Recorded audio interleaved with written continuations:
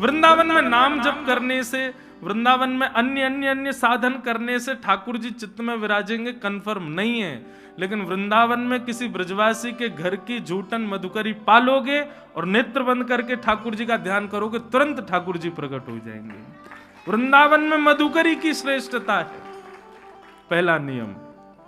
दूसरा, मंगला उठ यमुना जी जाऊं। एक हमारे बिहारी जी के गोस्वामी पूज्य श्री केडी गोस्वामी जी आज भी विराजते हैं, लाल जी की सेवा करते हैं।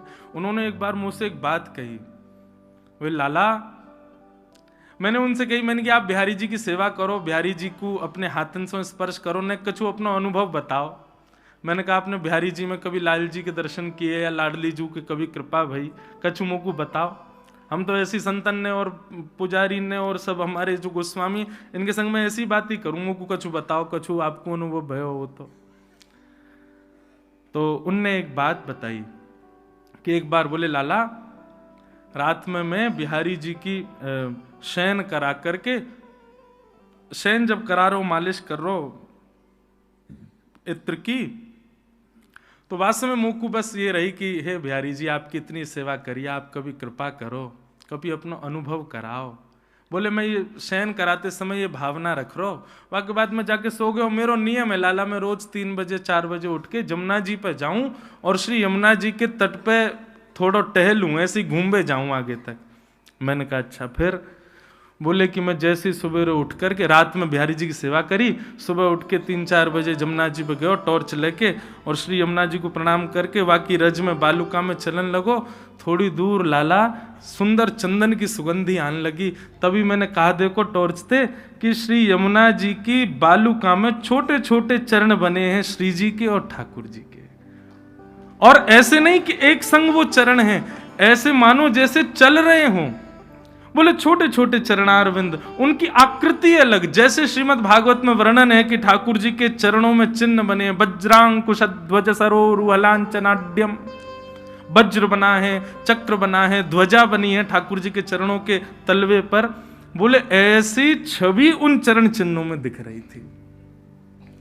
उनने मुझे आज्ञा करी, बोले लाला यही अनुभव भयो, मैं तो से कहूंगा कभी श्री जी और ठाकुर जी के प्रत्यक्ष अनुभव करने हो ना, तो सवेरे सवेरे भोर में मंगला में यमुना जी चले जाइयो, भले ही स्नान मत करियो, यमुना तट पर घूमते रहियो, कछु तो अनुभव श्री जी कराएंगी।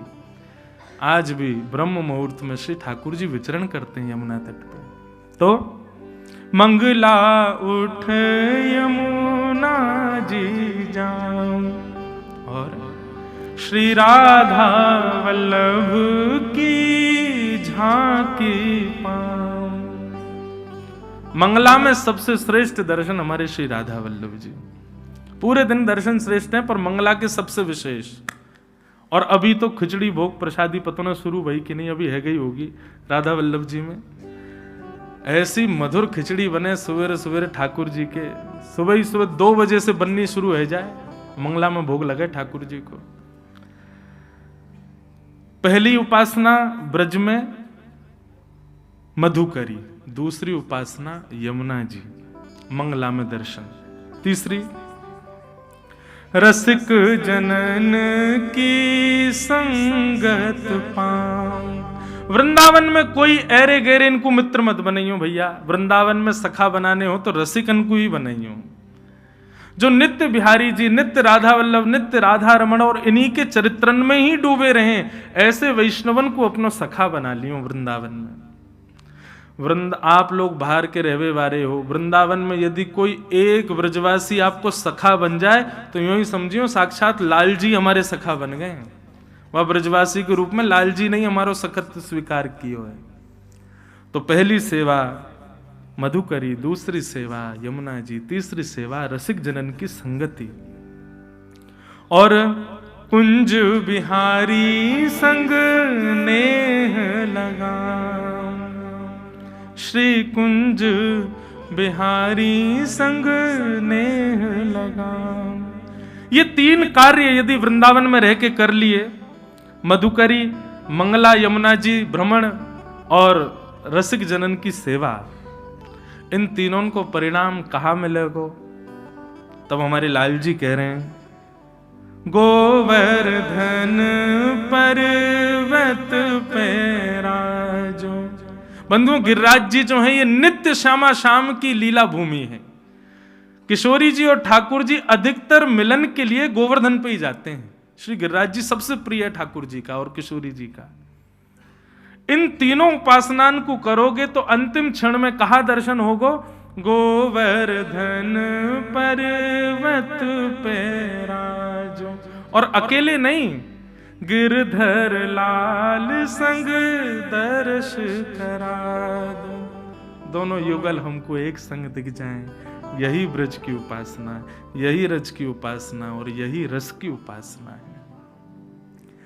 लेकिन यह संभव तभी होगा कब, जब किशोरी जी अनुग्रह करें। इसीलिए राधिका रानी जी, वृषभानु दुलारी जी, सुन लो अरज हमारी हमारी, रहूं ब्रज रज को पास। बंधुओं, हमारे वृंदावन में एक संत हुए। जब वो बहुत वृद्ध हो गए ना, तो उनके शिष्यों ने पूछा, गुरुजी आपकी कोई इच्छा अंतिम हो तो हम पूर्ण कर देंगे। तो उन्होंने अपने सब शिष्यों को बुलाया और सब शिष्यों से पता है क्या कहा? बोले, आप लोग पहले वचन दो, हमारी जो अंतिम इच्छा उसको पूर्ण करोगे।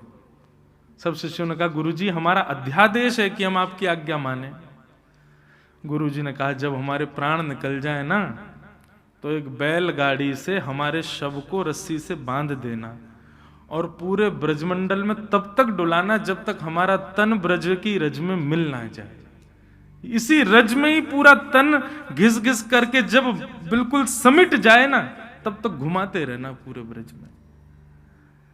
सब शिष्यों के नेत्र सजल हो गए, बोले ये कैसे संभव है। लेकिन जब उनके प्राण, जब भगवत धाम को उनकी प्राप्ति हुई, तो शिष्यों ने थोड़ी इच्छा पूर्ण करी और यमुना जी के तट पर उनका शव बैलगाड़ी से बांध के थोड़ी दूर तक रखा। फिर उसके बाद संस्कार करके जो उनकी राख थी उसको ब्रज के अन्य अन्य अन्य क्षेत्रों में सब जगह वितरित कर दिया। ऐसा है बंधुओं ब्रज और उसकी रज की उपासना। बहुत ऊंची स्थिति है भैया। या जाने कहां गंवार, गंवारन के समझ में ना आवे, पढ़े लिखे इनके बस की बात ना है वृंदावन को समझनो। या के काजे तो भोलो बननो पड़ेगो, या के काजे तो बुद्धू बननो पड़ेगो, या के काजे तो भोंदू बननो पड़ेगो, तब वृंदावन समझ में आएगा। बोलो वृंदावन बिहारी लाल की जय। यही तो बात है। और जगह आपको अगर एंट्री करनी है तो आपके पास डिग्री होनी चाहिए, श्रेष्ठता होनी चाहिए। वृंदावन में एंट्री करनी है तो आप जितने भोंदू उतने बढ़िया एंट्री मिलेगी वृंदावन में। जितने सरल, जितने सहज, जितने सरलता रहेगी उतनी जल्दी ठाकुर जी स्वीकार करेंगे।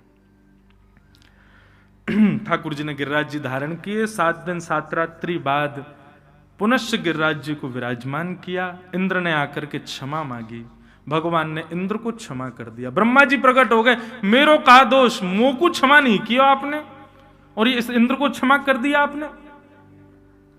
ब्रह्मा जी बोले, तेरी करनी और इंद्र की करनी में अंतर है। बोले क्या? दोनों ने आपके रूप को नहीं समझा, दोनों ने आपकी सत्ता को ना समझ के आपके ऊपर आक्रमण किया, उसको आपने क्षमा कर दिया, मुझको नहीं किया। क्यों? ये पक्षपात क्यों ठाकुर जी? भगवान बोले, मेरी सत्ता नहीं समझो कोई बात नहीं, पर मेरे वैष्णवों की समझो। ब्रह्मा जी, आपने मेरे ग्वाल बालों को ऐसा काम किया कि वो मुझसे दूर हो गए, लेकिन इंद्र ने ऐसी वर्षा करी कि मैंने गिरिराज जी उठाए, सब ब्रजवासी मेरे पास आ गए, सब मेरे समीप आ गए। ये तो और याने ऐसा कर दियो कि जो नेकाद भी दौरे वो भी मेरे पास आ गए। या हमारे मैंने इंद्र को क्षमा किया है। या की करनी से मैं प्रसन्न हूं, क्योंकि या की करनी से सब ब्रजवासी मेरे समीप आए।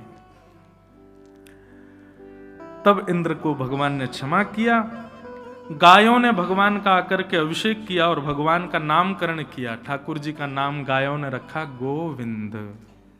ये गोविंद नाम गायों ने रखा है ठाकुर जी का।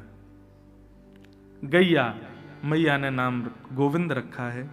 मैं बंधुओं एक जगह कहीं कथा जोधपुर में एक बार कर रहा था, तो वहां कथा कहते कहते भाव आया और फिर भाव की पुष्टि के लिए संतों से मैं पूछ लेता हूं कि आज मंच पे ऐसा भाव आया, ये सही है कि नहीं। तो भाव ऐसा था कि वृद्धों को, जो वृद्ध हो गए, जिनके अब हाथ पांव नहीं चल पाते, ज्यादा बोल नहीं पाते, ज्यादा कहीं उठ बैठ नहीं पाते, ऐसे लोगों को यदि भजन करना है तो किस नाम से वे भजन करें ठाकुर जी का? तो गोविंद। ये गोविंद नाम का जितना उच्चारण वृद्ध लोग करेंगे ठाकुर जी, क्योंकि देखो कृष्ण बोलने के लिए युवा होना जरूरी है। वृद्धों से आप कृष्ण बुलवाओ, बोल ही नहीं पाएंगे, गलत सलत बोलेंगे। जिसकी बुद्धि स्थिर नहीं है, जिसका खान पान शुद्ध नहीं है और जिसकी तन की शुद्ध नहीं है, ऐसे 3 प्रकार के लोग कृष्ण शब्द का उच्चारण शुद्ध नहीं करते। इसलिए ऐसों के लिए गोविंद, और उसमें द न भी बोले, गोविंद गोविंद गोविंद गोविंद गोविंद, ये ठाकुर जी को बहुत प्रिय है। इसका प्रमाण यह है कि श्रीमद् भागवत में जो पहली स्तुति है वहां कुंती ने भगवान को गोविंद कहा है। कृष्णाय वासुदेवाय हरे परमात्मने प्रणतः क्लेशनाशाय गोविंदाय नमो नमः।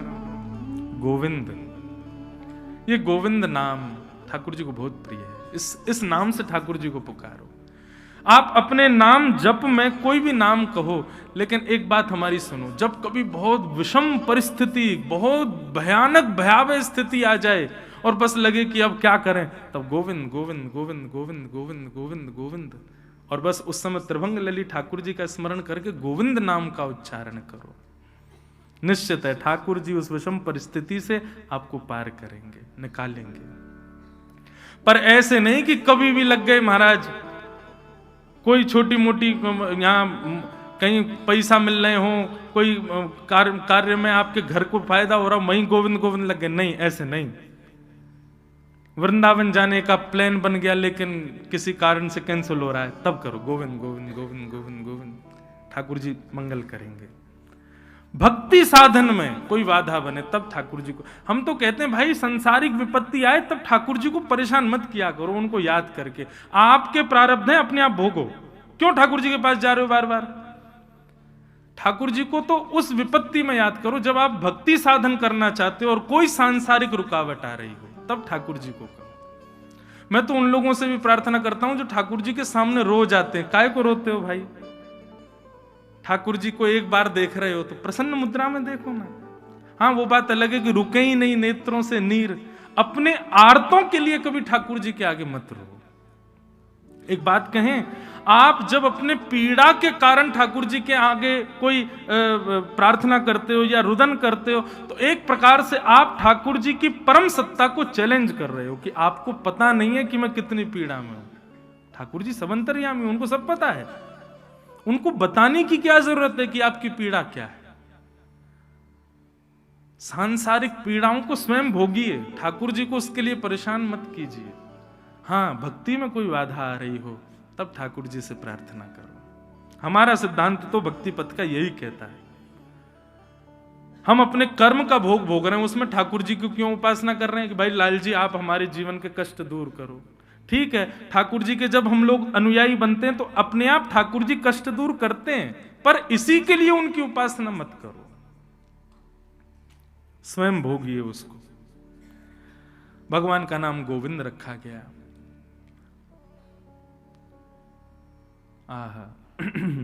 आगे एकादशी व्रत की कथा आती है। हर वैष्णव को चाहिए बंधु अपनी निष्ठा से एकादशी व्रत करे। बहुत ध्यान से सुनिए। एकादशी व्रत केवल और केवल जीव को अन्न ना देने की प्रक्रिया नहीं है।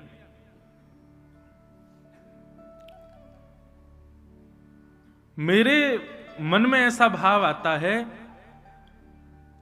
जिस दूषितता को आप अपना जीवन का अंग बना चुके हो, कम से कम एकादशी के दिन उसका त्याग किया करो, वो श्रेष्ठ व्रत माना जाएगा।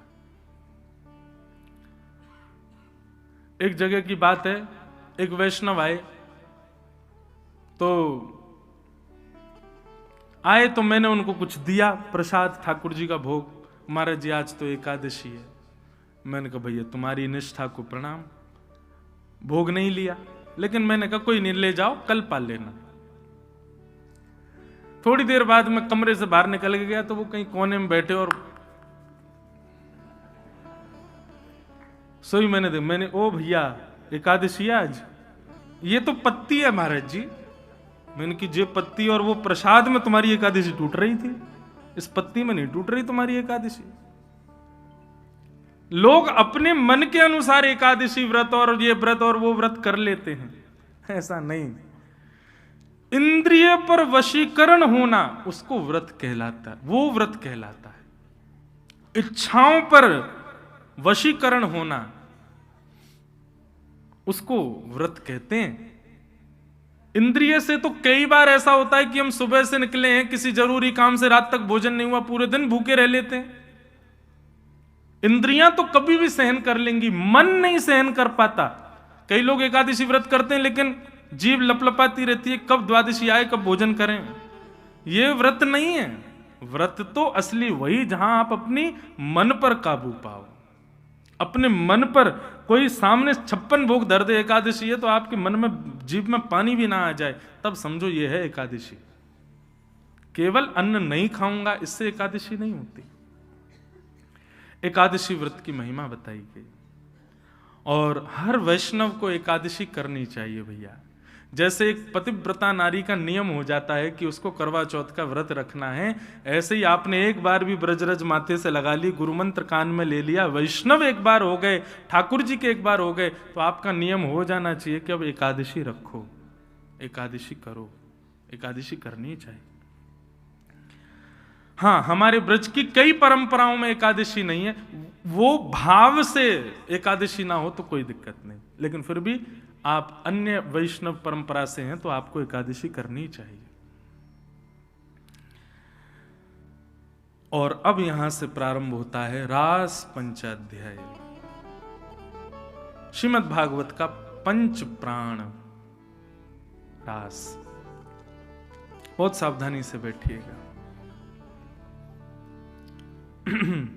भगवान पिता रात्रि शरदोत्फुल्ल मल्लिका विक्षरन्तुं मनश्चक्रे योगमायामुपाश्रित। रास पंचाध्यायी। मैं कथाओं में कहा करता हूं बंधुओं, रास और रस, इन दो के बीच में हमारी भक्ति चलती है। भक्ति जब प्रारंभ होती है उस समय हम रस में हैं, और भक्ति की स्थिति ले जानी कहां तक है, जब तक रास ना हो जाए। हमारी भक्ति प्रारंभ होती है उस समय हमारी स्थिति, हमारा स्तर रस का है। रस और रास में अंतर क्या है, बहुत ध्यान से सुनना। हम कथाओं में कहा करते हैं कि जब आप ठाकुर जी से मिलन की कामना करते हो और ठाकुर जी से मिलने की योजनाएं बनाते हो, आप ठाकुर जी से मिलने के प्रयत्न करते हो, उसको रस कहते हैं। लेकिन आपकी भक्ति से प्रसन्न होकर ठाकुर जी आपसे मिलने का मन बनाए, उसी को रास कहते हैं। भक्ति इन दो पहलुओं पर है, रस और रास। यहां बैठे हुए अंतिम व्यक्ति से लेके मुझ तक हम सब अभी रस में हैं, रास में नहीं। अभी रास हमारा प्रारंभ नहीं हुआ। रास का मतलब नृत्य नहीं होता, रास का मतलब नाचना नहीं होता, रास का मतलब डांडिया नहीं होता। रास का मतलब क्या है? ठाकुर जी यदि आपको मिल गए, तो मैंने कल क्या बताया था कि तन की सुध नहीं रहेगी। आप यह भी भूल सकते हो कि आपका नाम क्या है। और कई बार जब हमको बहुत मात्रा में सुख या आनंद मिल जाता है, उस समय हम विचार नहीं करते, हम समझ नहीं पाते कि हम कर क्या रहे हैं।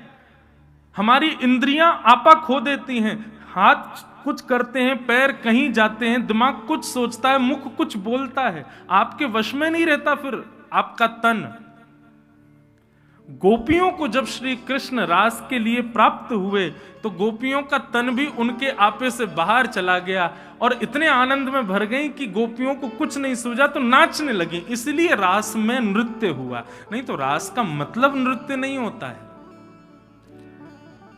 आप सबसे मेरी प्रार्थना, बहुत ध्यान से सुने, बहुत सावधानी से सुने, और पीछे वाले बड़े ध्यान से सुनना, उनको सुनने दें।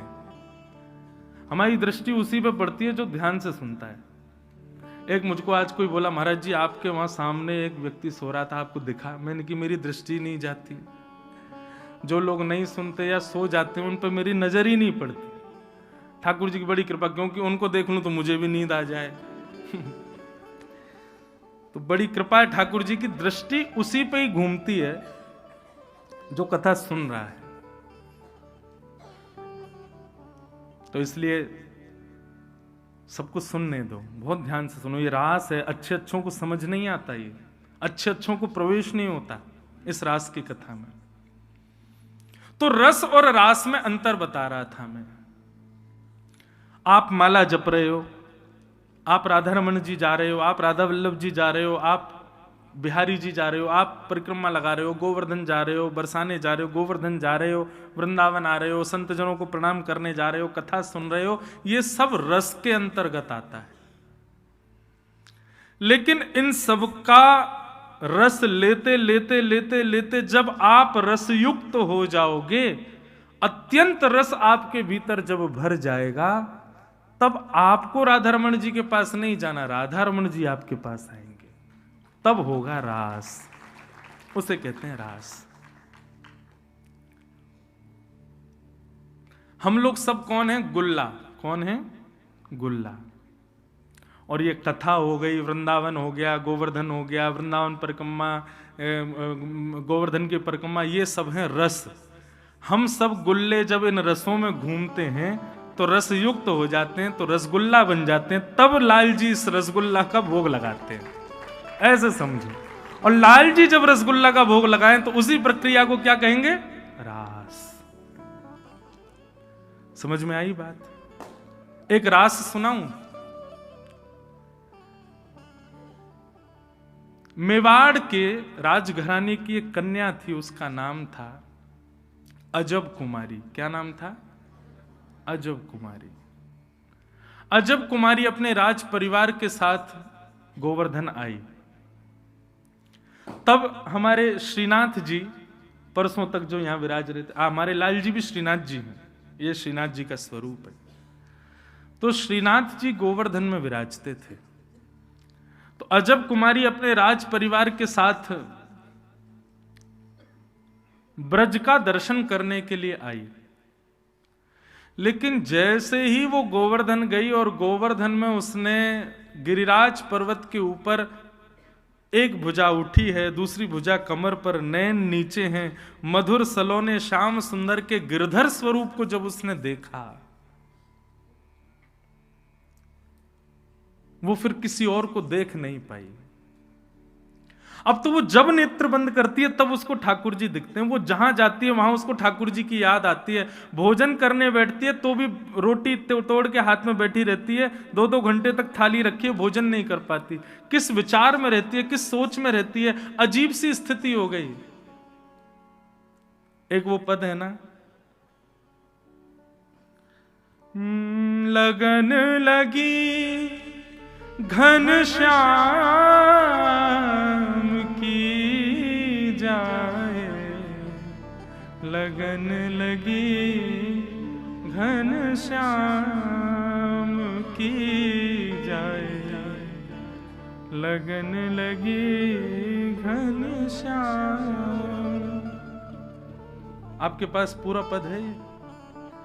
हो तो मोह दियो, मैं तब तक गाऊंगा। बहुत सुंदर पद है। इस पद में वर्णन है कि जिसको ठाकुर जी की लगन लग जाती है उसकी स्थिति कैसी हो जाती है। अवर्णनीय है, वर्णन नहीं किया जा सकता उसका।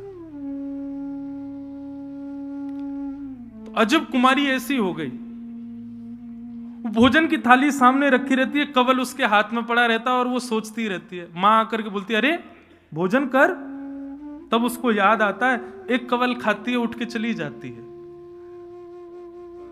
वन की ओर देखती है तो उसको वृंदावन दिखता है, पर्वतों को देखती है तो उसको गिरिराज जी दिखते हैं, वैष्णव संतों को देखती है तो उसका मन होता है कि इनके चरणों में प्रणाम करूं। लेकिन चित्त वृत्ति 24 घंटे स्मृति रहती है, ठाकुर जी की याद आती है। वही त्रिभंग लली श्याम सुंदर, सजल श्याम घन वरण लीन है, फिर चित अनत न भटक्यो। श्री कृष्णदास जी का ये पद इतनी भावनाओं को समेटे हुए है अपने अंदर। कृष्णदास जी कहते हैं, आपने ठाकुर जी का वर्ण किया कोई बड़ी बात नहीं, लेकिन यदि ठाकुर जी ने आपका वर्ण किया तो आपकी स्थिति क्या होगी? बोले फिर चित अनत न भटक्यो, कहीं और के रह नहीं पाओगे। फिर वृंदावन आकर के वापस जाने के लिए तैयारी हो गई, बैग पैक कर लिया, गाड़ी में बैठ गए और वृंदावन से निकल गए, तो समझो ठाकुर जी ने स्वीकार नहीं किया। लेकिन वृंदावन से जाने का समय आए, बैग पैक नहीं कर पाओ, कपड़े कहां रखें सुध बुध ना रहे, बस चिंतन रहे अब कैसे जाएंगे, यहां से निकलना कैसे, जाना पड़ेगा कल। और जैसे जैसे वृंदावन दूर होता जाए तैसे तैसे प्राण हलक में आते जाएं। ये समझ लेना, ये आपका विरह नहीं है, ठाकुर जी ने आपको स्वीकार किया है, इसीलिए ऐसा हो रहा है। ये ठाकुर जी के स्वीकारीकरण का प्रमाण है। सबको नहीं करते हमारे लाल जी स्वीकार। लाखों करोड़ों लोग, अब कल के अखबार में लाखों की भीड़ आने वाली है वृंदावन में। हमारे घर के बाहर से लेके बिहारी जी तक लाइन लग रही है, लाखों लोग दर्शन कर रहे हैं, पर बिहारी जी स्वीकार 1 या 2 कोई करेंगे, 1-2 लाख में भी।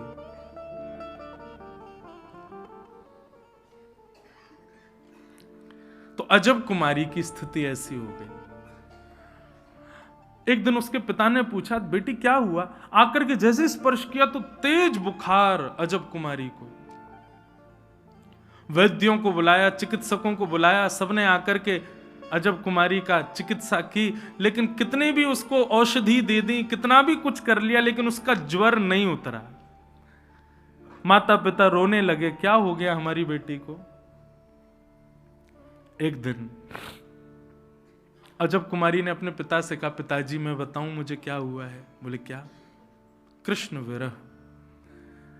ये जो मुझे रोग हुआ है ये सामान्य औषधियों से दूर नहीं होगा, इसके लिए तो दर्शन रूपी औषधि मुझे देनी पड़ेगी। आप मुझे वृंदावन जाने की अनुमति दे दो, मैं जब नंद नंदन को देख लूंगी तब ये पीड़ा मेरी दूर होगी। पिताजी मेरी तो इच्छा है कि मैं कभी लौट के ना आऊं, सदा के लिए वृंदावन बस जाऊं। राजा ने आज्ञा कर दी, बोले इस तरीके से वृंदावन ठीक है, मैं तुम्हें जाने की अनुमति दे देता हूं, लेकिन परिवार के लोग संग जाएंगे, 4-5 दिन में तुम वापस लौट करके आओगी, रहना नहीं है वृंदावन में, रहना यहीं पर है। पिता की आज्ञा कैसे टाल सकती? अजब कुमारी अपने परिवार के कुछ लोगों के साथ वृंदावन आई। गोवर्धन में 4-5 दिन के लिए आई थी, तो आकर के गुसाई जी से कहा, गुसाई जी मुझे मंदिर में कोई सेवा दे दो, ताकि मैं 24 घंटे लगी रहूं वहीं पे, वहां से जाऊं ना। गुसाई जी बोले, हमारे मंदिर में पुरुष रहते हैं सेवा में, स्त्रियों को सेवा क्या दें? रसोई घर की सेवा कर लो। बोले नहीं नहीं, ठाकुर जी के सामने बैठी रहूं ऐसी कोई सेवा दो। गुसाई जी बोले, अब तुझे जो प्रिय लगता हो तू वो सेवा कर ले, जब तक मंदिर खुला है तू सामने ही बैठी रहे, ऐसी कोई सेवा तुझे रुचिकर लगती हो तू कर ले। तो अजब कुमारी बोली कि मुझे एक खेल खेलना आता है। उसको क्या बोलते हैं वो, इस तरीके से पासा क्या चौपर ना, चौपर। बोले मुझे चौपर खेलना आता है, आप यदि आज्ञा करो तो मैं ठाकुर जी से चौपर खेलने की सेवा करूं। गुसाई जी बोले कैसे करोगी? बोले एक बार अपनी चाल चलूंगी और दूसरी बार ठाकुर जी की तरफ से ठाकुर जी की चाल चलूंगी। गुसाई जी बोले ठीक है तुम करो अपनी सेवा। सामने बिल्कुल श्रीनाथ जी के सामने ही जहां दर्शनार्थी आते थे वहीं एक चौकी पर चौपर सजा करके, और अजब कुमारी बहुत निपुण थी चौपर खेलने में, ऐसे पासा करती और पहली चाल अपनी चलती, अपनी चाल चलने के बाद फिर उठाती और फिर ठाकुर जी को देखती, अब आपकी चाल है ठाकुर जी, मैं चल रही हूं। ठाकुर जी का आवाहन करके फिर ठाकुर जी की चाल चलती। ऐसा खेल खेलती ठाकुर जी के साथ कि अंतिम समय में हो ही नहीं सकता कि अजब कुमारी से ठाकुर जी जीत जाएं। अजब कुमारी इतना अच्छा खेलती थी कि ठाकुर जी हारने वाले होते थे। अब जैसे ही ठाकुर जी हारने वाले होते थे तो प्रत्यक्ष दिखता था कि श्रीनाथ जी के पसीने आ जाते थे कि मैं हारवे वाला हूं, अब मैं हार जाऊंगा, जो मुझको हराई देगी। लेकिन जैसे ही अजब कुमारी अपनी चाल चलती, ठाकुर जी को देखती, ठाकुर जी की ठोड़ी से पसीने के बिंदु गिर रहे हैं, तो मन में विचार करती लाल जी को श्रम हो गया, डर रहे हैं कि मैं हार जाऊंगा। तो ऐसी चाल चलती, स्वयं हार जाती, ठाकुर जी को जिता देती और जीत करके वाहवाही करती, नाचती, पूरे मंदिर में घूमती, अरे लाल जी जीत गए, लाल जी जीत गए, लाल जी जीत गए, बधाई हो, लाल जी जीत गए। गुसाई जी ने देखा, मंद मंद श्रीनाथ जी की दतुइयां दिख रही हैं, मधुर मुस्कुरा रहे हैं ठाकुर जी, इतने प्रसन्न। अब तो रात में ठाकुर जी को नींद नहीं आती, छटपटाते हैं, प्रतीक्षा करते हैं कब सुबह हो, कब अजब कुमारी आए, कब मेरे संग खेले। अब ये रस रास में बदल रहा था, क्योंकि अब अजब कुमारी से ज्यादा ठाकुर जी को उसकी प्रतीक्षा हो रही थी। गुसाई जी को अनुभव हो रहा था कि ठाकुर जी व्याकुल होते हैं अजब कुमारी के लिए। क्यों? बोले और दिन तो श्रृंगार में 15 मिनट लगे, अब तो ठाकुर जी 5 मिनट में ही तैयार रह जाएं, जल्दी तैयार करो, किवाड़ खोलो, चौपर खिलाओ। अजब कुमारी रोज खेलती, ठाकुर जी को जिता देती। एक दिन अब जाने का समय आया। अजब कुमारी ठाकुर जी के सामने नेत्र लाल हैं, आंसू गिर रहे हैं। अजब कुमारी बोली, आज नहीं जीतने दूंगी आपको, क्योंकि आज मैं वापस जा रही हूं ना। ऐसा खेल खेला, ठाकुर जी की भी चौपर ऐसी आती कि अजब कुमारी पे भारी पड़ते, लेकिन अजब कुमारी की निपुणता के आगे ठाकुर जी की एक नहीं चली। और खेलते खेलते खेलते अंतिम क्षण में बस ठाकुर जी हारने ही वाले थे। अजब कुमारी पासा फेंक ही रही थी कि ठाकुर जी के पसीने के संग संग आंसू भी आ गए। बोले आज तो मैं हार ही गए हो, अब ना बचूंगो, आज अंतिम खेल है, आज जो जीतेगा वही सबरे खेलन को विजय मानो जाएगा और ये आज मुझको हरा ही देगी।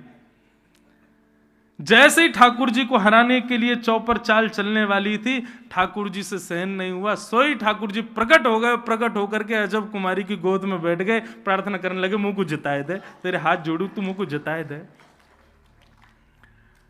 अजब कुमारी बोली, एक शर्त पर। बोले क्या? बोले मेरे मन की एक इच्छा आपको पूरी करनी पड़ेगी। बोले क्या? मैं आपके दर्शन के बगैर अब जी नहीं पाऊंगी। अब तो मेरी स्थिति ऐसी है, पिता की आज्ञा पालन करने के लिए मुझे जाना तो पड़ेगा, लेकिन गिरिराज जी की सीमा छोड़ते ही मेरे प्राण निकल जाएंगे। आप कहेंगे तो प्राण त्याग दो, लेकिन मेरी अभी अभिलाषा नहीं, मैं चाहती हूं मैं आपको और देखूं और निहारूं और दर्शन करूं। अभी प्राण नहीं त्यागने, अभी आपको और सेवा करनी है नाथ आपकी।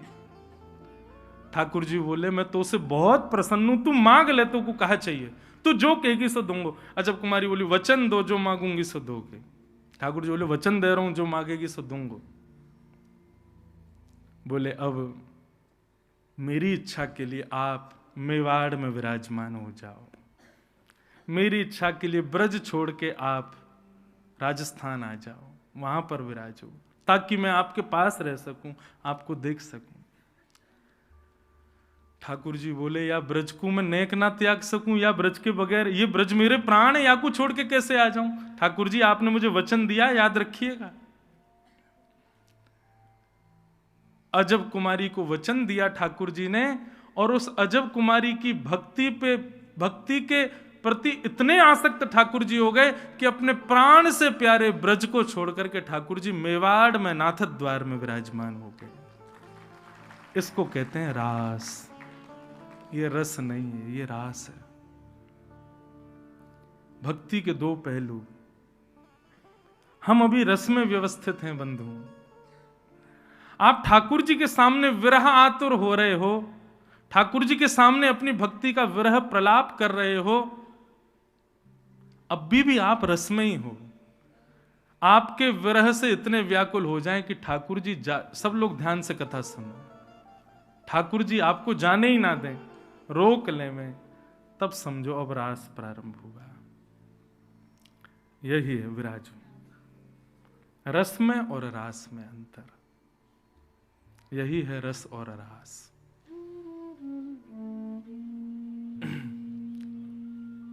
तो समझ में आया रस किसे कहते हैं और रास किसे कहते हैं। रस आप प्रयास युक्त हो ठाकुर जी की प्राप्ति के लिए, लेकिन रास ठाकुर जी व्याकुल हैं आपके लिए।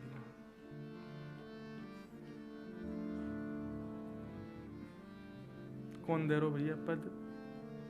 अरे जल्दी लाओ।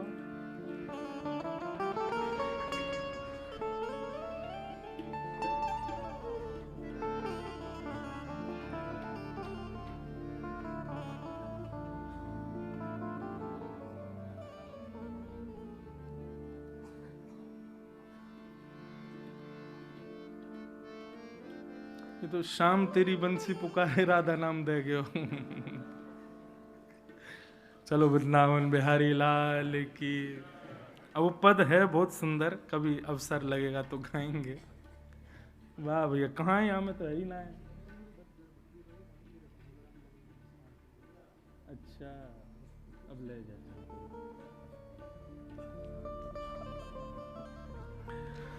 तो रास, रस और रास। भगवान पिता रात्रि शरदोत्फुल्ल मल्लिका विक्षरन्तुम मनश्चक्रे योग मायामुपाश्रित।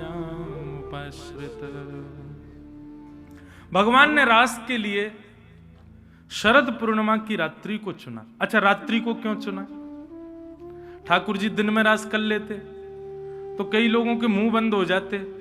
रास रात में किया इसलिए भी कई लोगों के मुंह खुल गए कि अरे रास के ऊपर बड़े प्रश्न उठाए जाते हैं ना, लोग बाग संसार के उठाते हैं। रात्रि में क्यों रास किया? बहुत ध्यान से सुनना बंधु। व्यक्ति का स्वभाव होता है वो दिन को बांटता है और रात्रि को अपने लिए और अपनों के लिए रखता है। आपसे कोई कहे मुझे आपसे मिलना है तो आप रात का समय नहीं दोगे, दिन का ही दोगे। दिन में आओ, दिन में मिलना, दिन में मिलेंगे, 11 से 12 मिलेंगे, इतने बजे मिलेंगे। लेकिन कोई बहुत अपना हो, कोई बहुत घनिष्ठ हो, बिल्कुल घर का पारिवारिक हो, उसको क्या कहोगे? भैया हम 8-9 बजे सब कार्यों से निवृत्त हो जाएंगे, रात में आराम से 10 बजे बैठेंगे तुम्हारे साथ। रात्रि अपनों को और अपने लिए रखी जाती। तो ये रात्रि में गोपियों के साथ रास विहार करने का एक प्रमाण ये है कि केवल गोपियां ठाकुर जी से नहीं मिलना चाहती, ठाकुर जी भी गोपियों को स्वीकार कर चुके हैं। ठाकुर जी भी उन गोपियों का स्वीकारीकरण कर चुके हैं।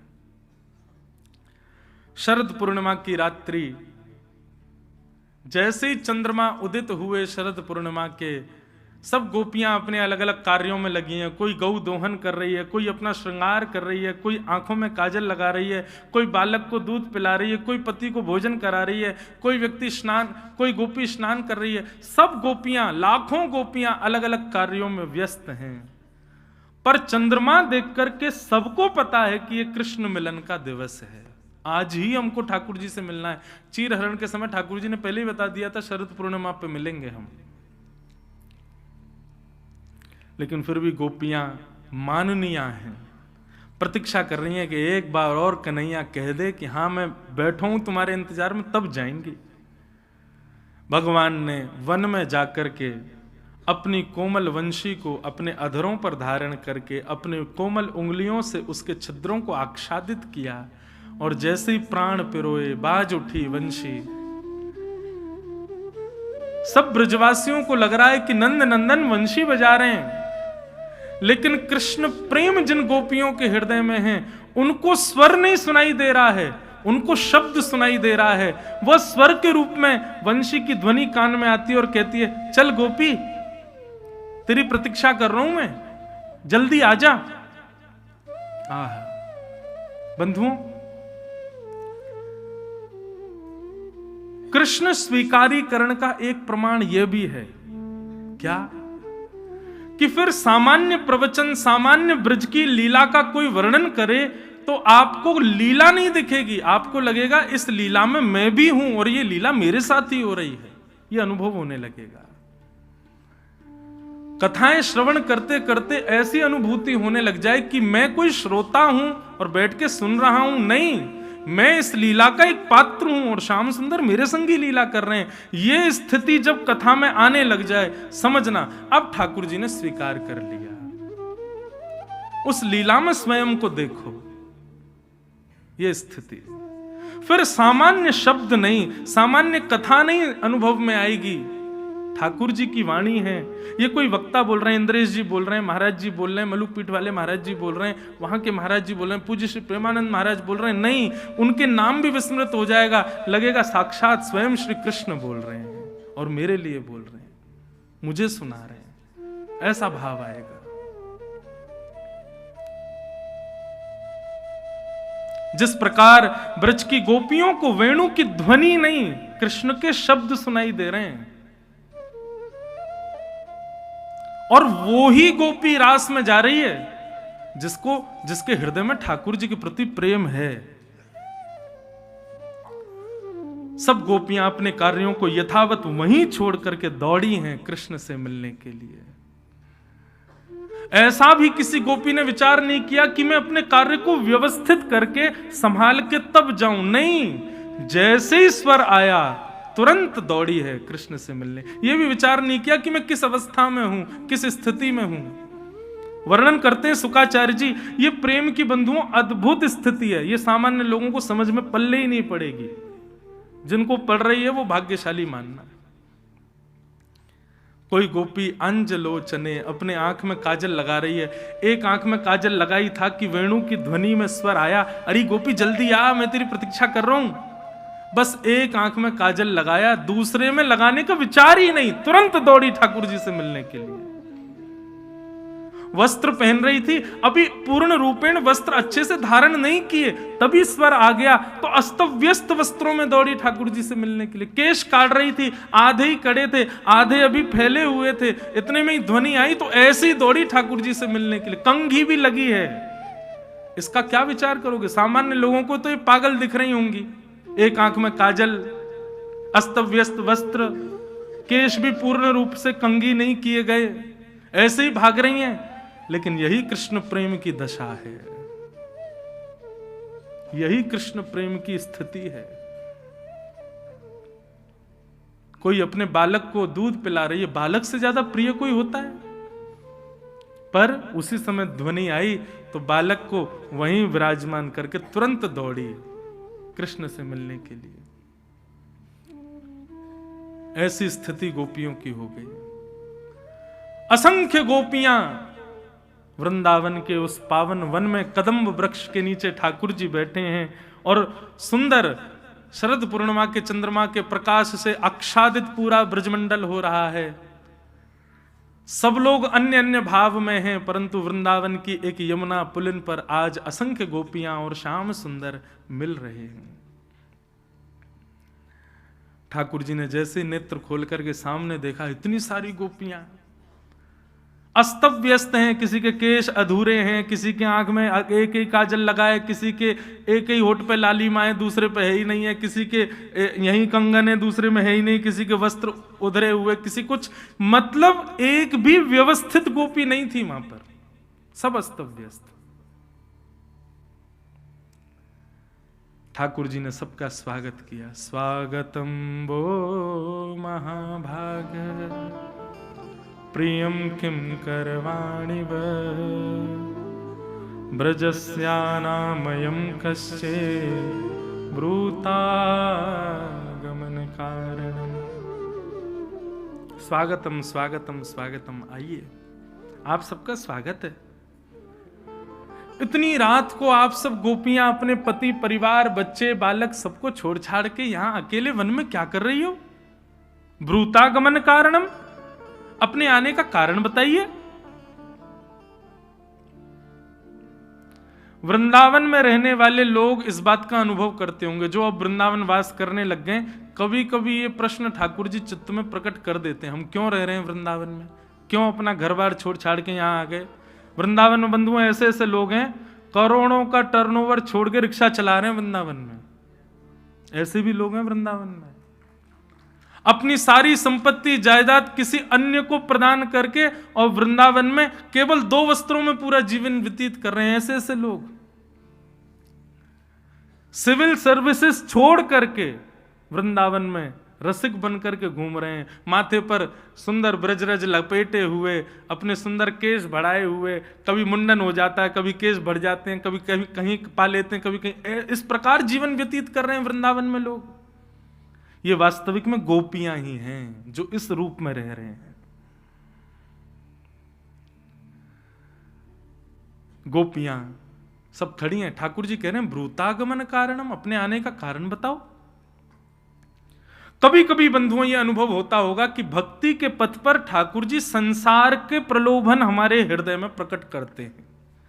अरे इससे बढ़िया तो हम संसार में ही रहे आते, इससे बढ़िया तो हमने ब्याह कर लिया हो, तो इससे बढ़िया फैक्ट्री में ही रहे आते, वहीं बढ़िया कमा रहे होते, काय को सब चीज छोड़ छाड़ के आ गए।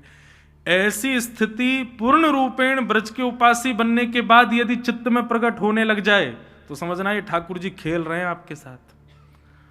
उस भाव का प्रभाव नहीं होने देना है अपने ऊपर।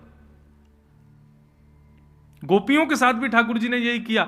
10 श्लोकों में ठाकुर जी ने पतिव्रता नारी का धर्म समझाया। अरे राम राम राम, आप सब अपने पतियों को छोड़ के आई हो, आपको पता है पतिव्रता नारी का धर्म क्या होता है? गोपियां चुपचाप सुन रही हैं और ठाकुर जी कह रहे हैं कि भरतु शुश्रूषणम स्त्रीणाम परो धर्मोह्य मायया तद्बंधूनां च कल्याणम प्रजानां चानुपोषणम।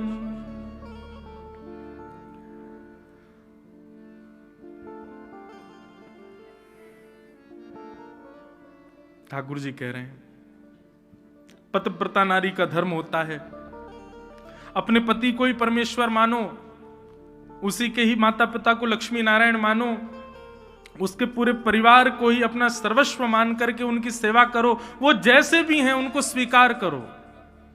यही एक पतिव्रता नारी का धर्म है, उसका कल्याण करो।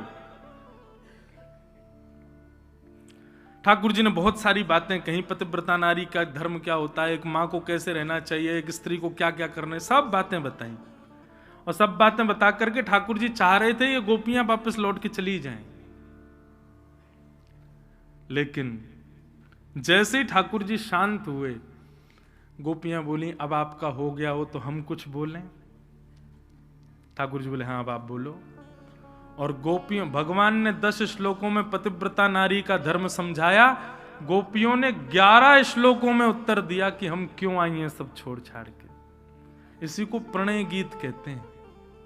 गोपियां कह रही हैं कि मैवं विभोर्हति भवान गदितुं नृशंसं संत्यज्य सर्व विषयांस्तव पादमूलम् भक्ता भजस्व दुर्वग्रहमात्यजास्मान् देवो यथादिपुरुषो भजते मुमुक्षु। गोपियां कहती हैं लाल जी आपको पता है भक्त की और भात की एक ही राशि होती है। देखो कहां से आ रही हैं गोपियां। भक्त की और भात की एक ही राशि होती है। ठाकुर जी बोले मतलब? बोले जितनी पीड़ा सहकर के भात तैयार होता है ना, उतनी पीड़ा सहकर के भक्त तैयार होता है। जैसे भात धान के रूप में होता है, उसको धनकुटा में कूटा जाता है, उसके छिलके अलग किए जाते हैं, उबलते खोलते हुए पानी में उसको डाला जाता है, उसके बाद जाकर के वो गर्भ, उसका गर्भ तक जब जल पहुंचता है तब जाकर के भात तैयार होता है। लेकिन भोक्ता, भोजन करने वाला, जैसे उसको भात परोसा जाता है तो वो कोई उसकी मर्यादा नहीं देख पाता कि अरे राम ये तो बड़ी मेहनत से बना है, इसको बेचारे को चुन चुन के पाऊं, इसको चबाऊं नहीं, या कुछ ऐसा नहीं। सीधा दाल उड़ेलता है, उसमें पापड़ वापड़ मिलाए, मिलू के गप खा लेता है। ठाकुर जी ऐसे ही आप हो। हम भक्तों को बनने में, भक्त बनने में कितनी पीड़ाएं सहनी पड़ती हैं आपको क्या पता। हम कितनी पीड़ाएं सहकर के भक्त बनते हैं, आपके वैष्णव बनते हैं, आपके शरणागत बनते हैं, परंतु जिस प्रकार भोक्ता भात को खा जाता है ऐसे ही भगवान भक्त को खा जाते हैं, उनकी पीड़ा नहीं समझ पाते।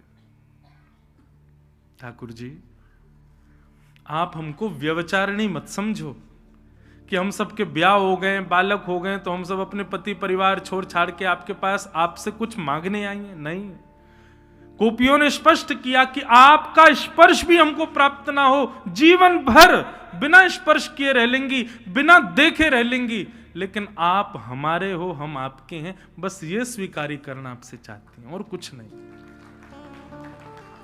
हम पूरा जीवन व्यतीत, हम कोई व्यभिचारिणी थोड़े ही हैं कि आपसे कोई कामना रख। इसको कहते हैं प्रेम, जहां कोई कामना नहीं होती। आज का व्यक्ति ऐसा प्रेम निभाता है? नहीं, यहां कोई कामना नहीं है।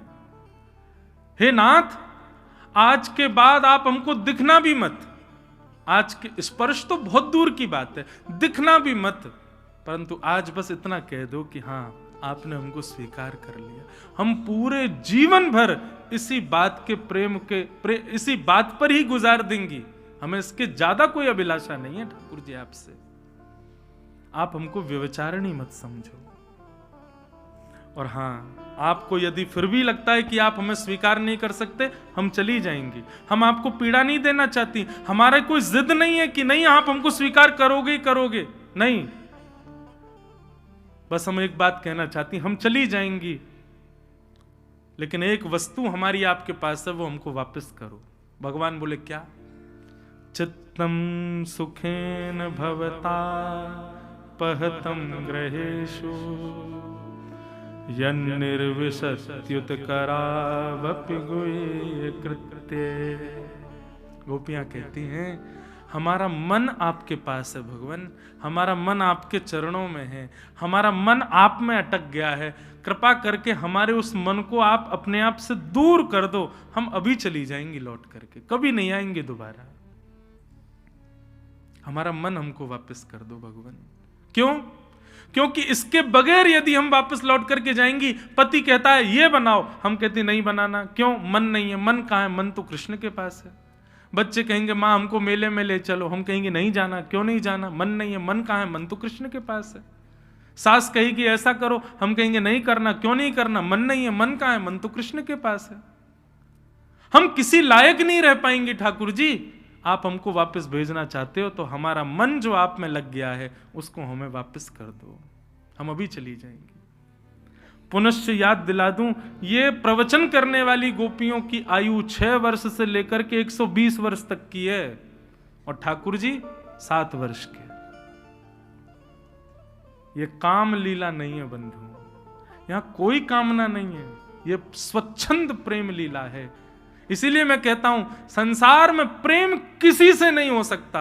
अगर होगा तो केवल कृष्ण से होगा, और किसी से हुआ तो वो अट्रैक्शन हो सकता है, प्यार हो सकता है, लगाव हो सकता है, लेकिन प्रेम यदि होगा तो केवल और केवल वृंदावन चंद से ही हो सकता है, और किसी से नहीं हो सकता, और किसी से कभी संभव नहीं।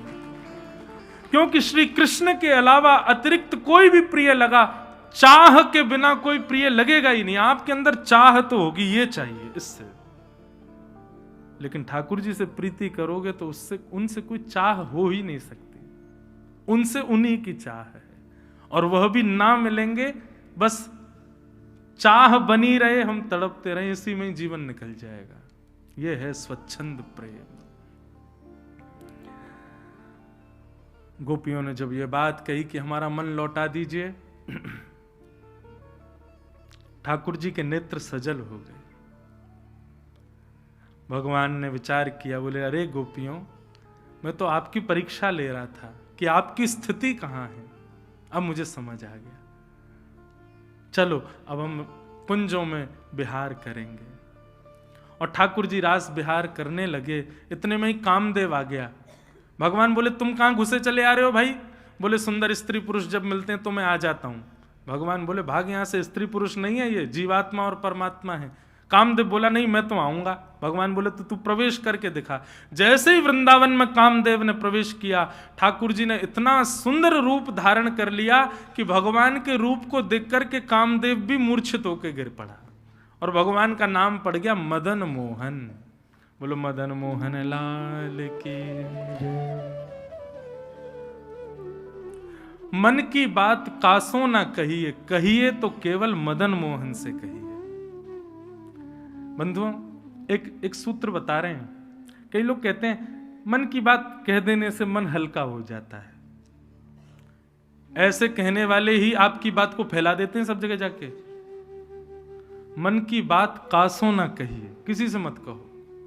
और यदि कभी कहने का मन हो, नहीं रह पा रहे कहे बिना, तो मदन मोहन सो कहिए।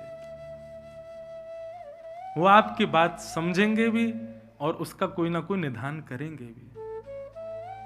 बंधु, ठाकुर जी ना सांकेतिक रूप में बात करते हैं। आप उनका संकेत समझा करो। जैसे कई बार क्या होता है, कोई पीड़ा आपको सता रही है, आपने ठाकुर जी से कहा ठाकुर जी ये पीड़ा है, इसको दूर करो, लेकिन कुछ अवधि तक वो दूर नहीं हो रही, तो ठाकुर जी का संकेत समझो, बेटा ये पीड़ा तुम्हारा निर्माण कर रही है, इसको होने दो, स्वीकार करो। अगर उसमें आपकी भलाई नहीं होगी, ठाकुर जी तुरंत दूर कर देंगे, लेकिन पीड़ा में भी कई बार भलाई होती है। इसलिए किसी किसी के जीवन में यदि बहुत पीड़ा है तो निश्चित है वो पीड़ा आपका एक ऐसा निर्माण कर रही है जो आगे चल करके लाभकारी होगा, उसको स्वीकार करो। ठाकुर जी के संकेत समझो। भगवान ने गोपियों के साथ रास किया। रास में ठाकुर जी क्या कर रहे हैं? नाच नहीं रहे, हर गोपी को प्रायोरिटी दे रहे हैं। हर गोपी के पास जाते हैं और जाकर के उसके गले में गलवियां डाल के बैठ जाते हैं। गोपी के अपने ही सुंदर पटका से उसके पसीना पहुंचते हैं। वो कहती है अरे कन्हैया मोर तो जे खावे को मन है, रसोई ठाकुर जी बना के ले आते हैं। इस प्रकार ठाकुर जी सहज हो गए हर गोपी के लिए। थोड़े थोड़े समय हर गोपी के साथ व्यतीत करने लगे और इसी का प्रमाण यह हुआ कि गोपियों को अहंकार हो गया। इस कथा से दास को यह समझ आया कि ठाकुर जी बोलते क्यों नहीं, चलते क्यों नहीं, फिरते क्यों नहीं, सब क्रिया ठाकुर जी पहले करते थे, अब क्यों नहीं करते? हमारे और आपके मान की रक्षा के लिए ठाकुर जी स्थिर खड़े रहते हैं। कहीं इसकी सेवा से प्रसन्न होकर मैंने कहीं अपने हाथ सीधे कर लिए, कहीं मैं बैठ गए हो, कहीं मैं लेट गए हो, तो याकू अभिमान है जाको, ओ हो मेरी भक्ति देखो, ठाकुर जी ने अपनी भुजा सीधी कर ली। कहीं हमको अभिमान ना हो जाए, इसलिए ठाकुर जी मूर्तिमंत खड़े रहते हैं। देखो इतनी रक्षा कौन कर सकता है हमारे मान की? आप एक आसन पर बैठ नहीं सकते 4 घंटे से ज्यादा, लेकिन ठाकुर जी 550 वर्ष से ऐसे ही खड़े हैं। किस लिए? ताकि ये दर्शनार्थी जितने सेवक मेरे सामने हैं, कहीं इनके कई लोग कहते महाराज जी हमारी भक्ति से रीझ ही नहीं रहे, ठाकुर जी कोई लीला कर ही नहीं रहे हमारे संग। अरे इसीलिए नहीं कर रहे क्योंकि अभी भी ठाकुर जी को भय है, कहीं मैंने लीला कर दी और याकू कहीं अभिमान है गया तो। हम अपनी बात बताएं, हम अपने लाल जी को ऐसे गले में टांग करके ले जाते हैं, जब कहीं फ्लाइट में जाना होता है गले में बैठे रहते हैं। एक बार विदेश जा रहे थे, कोई नहीं था, मैं और लाल जी दोनों हवाई जहाज में बैठे, रात की बात। हमने कि लाल जी अब तो यहाँ कोई ना है, कोई ना देख रहा हो आपको, या भुजा को नीचे कर लो, सहज हो जाऊं, मैं किसी को नहीं बताऊंगा। खूब देर तक अब मैं बार बार ऐसे करूँ, 5 तक गिनती करूँ, 1 2 3 4 5, आंख खोलूं, ठाकुर जी वहीं खड़े हैं, कुछ नहीं कर रहे। फिर पता अपने आप ऐसा संकेत हुआ, ठाकुर जी बोले तू तो सबसे पहले कथान में जाके बता देगो कि मेरे ठाकुर जी ने यूं हाथ किया, या हमारे तेरे सामने ना करूंगा। कहीं हमको हमारी सेवा से ठाकुर जी रीझ गए इसका अभिमान ना हो जाए, इसके लिए ठाकुर जी एक स्थिर बने रहते हैं। कहां तक कहीं कई लोग स्नान कराते हैं, उनके हाथ से गिर और जाते हैं ठाकुर जी, फिर भी ठाकुर जी बेचारे लुढ़क के आ भी नहीं करते। क्यों? कहीं मैंने कर दिया तो ढिंडोरो पीट देगो। कई बार देखने को मिलता है सोशल मीडिया पे, वो कई लोग ठाकुर जी को दूध पिलाते हैं, वीडियो बना के डाल देंगे सब जगह, देखो हमारे ठाकुर जी दूध पी रहे हैं।